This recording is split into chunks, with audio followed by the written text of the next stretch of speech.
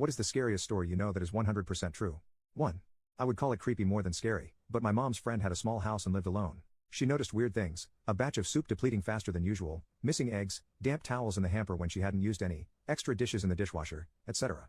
This went on for months. She thought she was just being forgetful. One day she heard some thumping around in her attic and went to investigate. She found some makeshift living quarters: small radio, hot plate, sleeping bag, pillow, food wrappers, etc. She called the cops, who came to keep an eye on the place. They caught a homeless man climbing a tree, trying to sneak into her attic window. He had been doing this almost daily. He would wait for her to go to work, then go downstairs and help himself to food and amenities. The funny part about this story is they got to know each other throughout the ordeal, and the guy was very respectful, just down on his luck. She didn't press charges. Instead, let him move in, helped him get a job, and he lived in the attic until he got back on his feet. Creepy poop with a happy ending. 2. My mom was driving, and a guy ran out on the road, so she stopped so she couldn't hit him. It was nighttime, so it was pretty dark out, and 3 other men emerged from the forest around her, all trying to use the door handles of her car to get in. She locked them, luckily, and gassed it to the nearest town. Remember always to lock your car after you start it, because if it wasn't unlocked, who knows what would have happened to her. 3. The 1904 Cincinnati Privy disaster. In 1904, 9 schoolgirls drowned in an outhouse after the floor collapsed. They drowned in human waste. 4. My friend's boss bought an Audi A4 convertible back when they were new and interesting. One of the talking points was the pop-up roll hoops that were hidden unless you rolled it. A few months after buying it, he got to test those roll hoops out, as he lost control and skidded down a steep bank about 10 meters, 35 feet, deep. The roll hoops did their job, and he survived with just cuts and scratches from the bushes he plowed through. The car ended up the right way up and he got out, walked back up the bank to the side of the road, then got on the phone to the police to report the accident. While he was standing there, a driver from a car that had seen the accident came over to speak to him. Approaching from behind, the other driver asked if he was okay. My friend's boss turned around to reply and dropped dead. His neck had been fractured but was in one piece right up until he turned his head, when it severed his spinal cord. 5. Artemis Pyle, the drummer from Lynyrd Skynyrd, survived a plane crash and walked to a nearby house only to be shot by the homeowner. The homeowner saw a bloody, long-haired man and winged him. Pyle survived that as well and made a full recovery. 6. I worked for U-Haul when I was 18, and it was located opposite a club that was known for being sketchy. I came in to open one morning, and it was common for people to knock on the door, hoping to get in early and get their truck. On this day, I hear frantic knocking on the door. I'm there alone still, so it kind of startled me. I look and there's a woman, completely naked, covered in what looks like blood.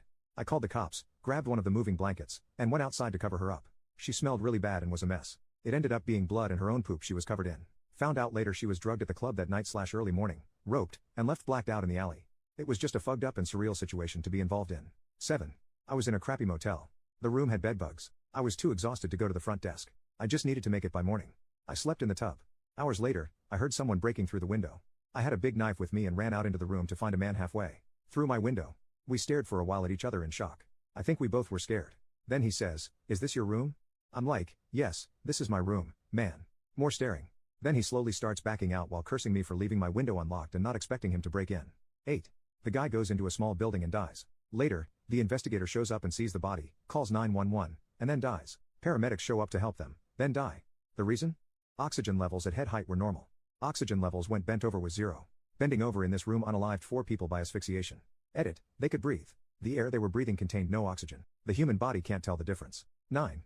A guy I worked with was riding his dirt bike through the woods and somebody hung a cable between 2 trees. My buddy caught his throat on it and saw the dude steal his dirt bike. Woke up in the hospital with a lacerated throat and a broken larynx. Pretty crazy what somebody will do for something so cheap. 10. The story of Mary Vincent always stands out to me. In 1978, 15-year-old Mary was hitchhiking. A man named Lawrence Singleton picked her up.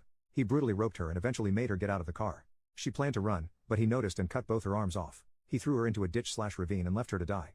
She packed her stumps with mud to stop the bleeding and spent all night crawling out. She eventually makes it to the highway and starts walking, naked and covered in blood. The first car that saw her sped away in fear. The second car was a couple on their honeymoon. They picked her up and she survived. 11. Nutty Putty Cave in Utah was sealed up in 2009 after John Jones was trapped upside down in a small crevice while spelunking. When rescue teams finally arrived, he had been upside down for so long that his legs were drained of blood. The only possible way to get him out was to break his legs, which would have sent him into fatal shock. He died after being trapped for 28 hours. His body's still in the cave. 12. A woman who worked in a science lab spilled 2 drops of organic mercury on the back of her gloved hand. Those 2 drops destroyed her entire nervous system and brain. 13. The Lake Nyos disaster.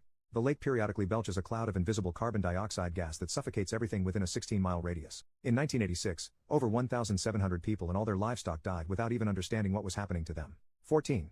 John List unalived his whole family, mother, daughter, and 2 sons. He meticulously planned the whole thing, canceling all delivery services, excusing the kids from school, and even turning the air conditioning as low as possible to preserve the bodies for as long as possible. After he unalived them all, he placed the bodies in sleeping bags and lined them up. He then wrote a letter to his pastor explaining why he had to unalive them. He then leaves and isn't heard from again. 18 years later, he's remarried and doing the same job as before, but this time he has no children.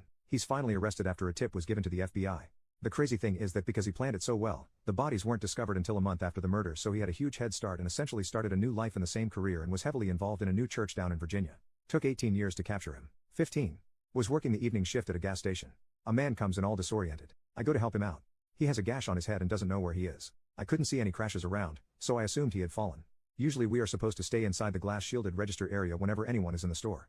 I, being a nice human being, went to help while calling the police/EMS. They got there and checked him out. They thought his head may have been fractured. Took him to the ER. I went back to work. Cops stopped back by for some coffee a few hours later. They told me the guy got hit by a baseball bat trying to break into a little girl's bedroom and was wanted for rope and murder in 2 other states. I never left the register area at night again.